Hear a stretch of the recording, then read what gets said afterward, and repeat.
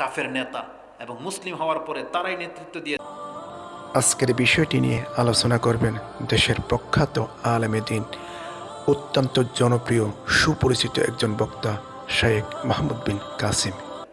কাফের নেতা এবং মুসলিম হওয়ার পরে তারাই নেতৃত্ব দিয়েছেন এবং পঞ্চম খলিফা হিসেবে মুয়াবিয়া রাদিয়াল্লাহু তাআলা ক্ষমতায় ছিলেন।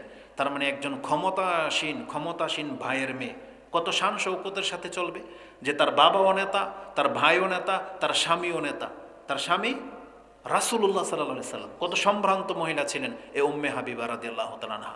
কিন্তু রাসূলুল্লাহ সাল্লাল্লাহু আলাইহি সাল্লাম তার এই দোয়া শুনে তিনি বলতেছেন, লাকাদ সাআলতিল্লাহা আজালিন মাদরুবাতিন ও আসারিন মাকসুমাতিন। তিনটা কথা বলেছিলেন যে তুমি তো আল্লাহর কাছে চেয়েছো এমন কিছু যেটা আগে থেকে নির্ধারিত। তুমি কয়দিন পৃথিবীতে বাঁচবা এটা আল্লাহর পক্ষ থেকে তো ফয়সালা হয়েই আছে। তুমি কত ঢুক পানি খাবা, কত রিজিক খাবা, এটাও ফয়সালা হয়ে আছে। ওয়ালাকিন লাউ সাআলতিল্লাহা আইয়ু আফিয়াকি মিন আযাবি জাহান্নাম ওয়া মিন আযাবিল কবর লাকানা খায়রাল লাকি। তার মানে তোমরা যারা দুনিয়া চাচ্ছ, তুমি এই দুনিয়া না চাইলেও তুমি সেটা পাইবা।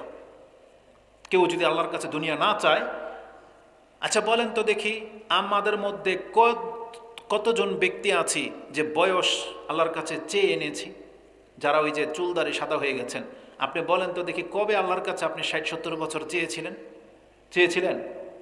বলেন কে চেয়েছিলেন আল্লাহর কাছে এই বয়স? কেউ কে আছেন? তাহলে আপনি মরেন নাই কেন এতদিন?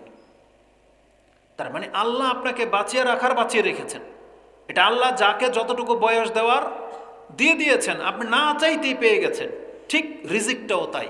আল্লাহ সুবহানাহু ওয়া তাআলা কাকে কতটা রিজিক দিবেন, মৃত্যুর আগ মুহূর্ত পর্যন্ত সে কতটা পানি খাবে, এটা আল্লাহ সুবহানাহু ওয়া তাআলা চূড়ান্ত করে লিখে রেখেছেন।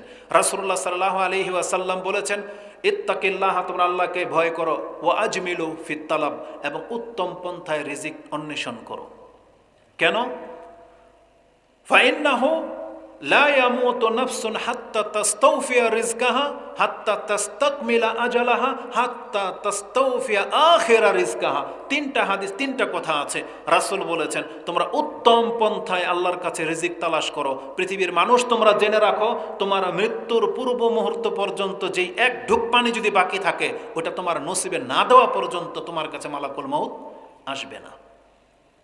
এই জন্য আমাদের একটু আগে আমাদের এক দিনী ভাইয়ের সাথে কথা হচ্ছিল, এক যুবক ভাইয়ের সাথে। ওনারা নাকি বিদেশ যাবে, কোরিয়া যাবে না কোথায় যাবে। কেন? কারণ রিজিকের জন্য। তা আমি বলবো মুসলিম ভাইদেরকে